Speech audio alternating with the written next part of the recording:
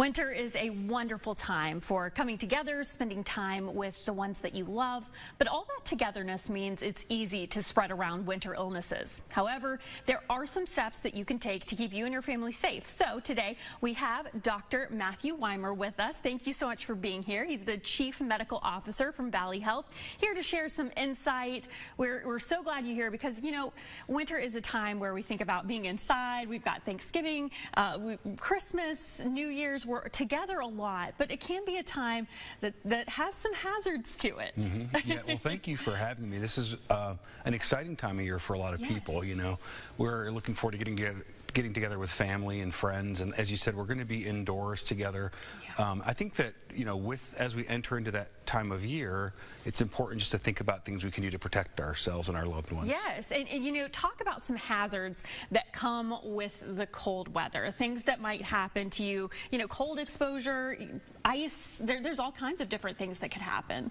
Yeah, I think that it's important to think about basics. So when we're talking about just keeping ourselves safe, you know, simple things like slowing down and planning ahead, knowing what the weather forecast is.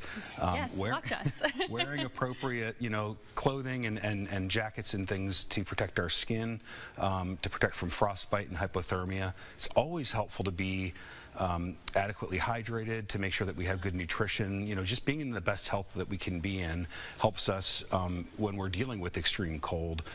One of the things that I see in my practice that is really concerning are things like slips and trips and falls. When a person with osteoporosis, for example, has a fall on an icy driveway, a broken hip is a really devastating injury. So it's just important to slow down a little bit, give ourselves time to be safe as we're making our way around this time of year. And it's often a season where we are rushing around trying to complete all the tasks, but we're not going to get there any faster. So just take it slow. So what other conditions can be worsened by cold weather? Like, what do people who suffer from things like chronic lung disease, what should they do to take steps to protect themselves? Yeah, that's a great question. I think that, you know, we see a lot of emphysema or COPD as well as asthma, and in both cases it's pretty well established that this time of year, as the weather gets colder, many people do have more irritation in their airway. So you may see increases in what we would call shortness of breath or wheezing.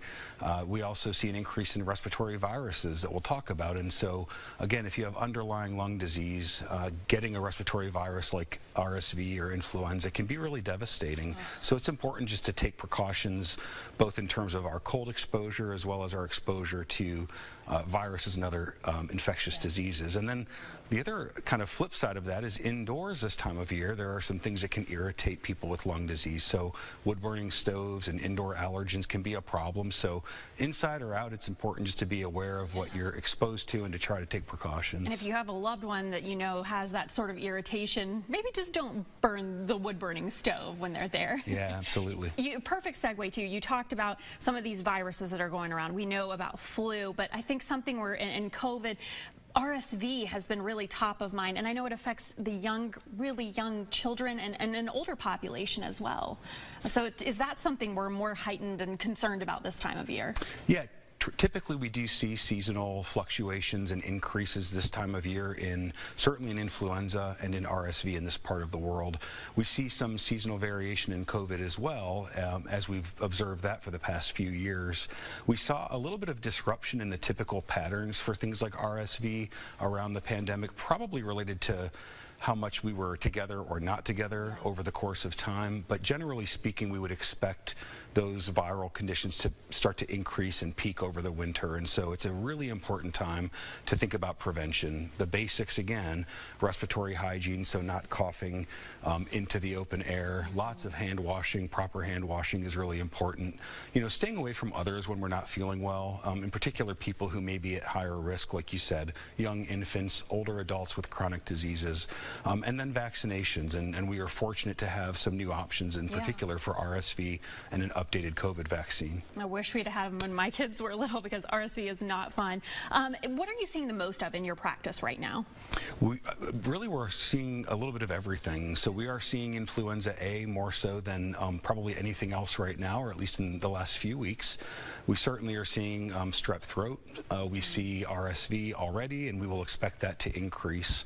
And then we also also do see some COVID-19. We had a bit of a peak a few weeks back. It seems to be going down somewhat, and I think we would expect, if we follow previous patterns from the last couple of years, another increase in COVID into the winter. I know. Thank you so much for being here. We're really wrapping up, but I wanted to talk about really quickly mental health. I know that's something that we always think about year-round, but especially this time of the year.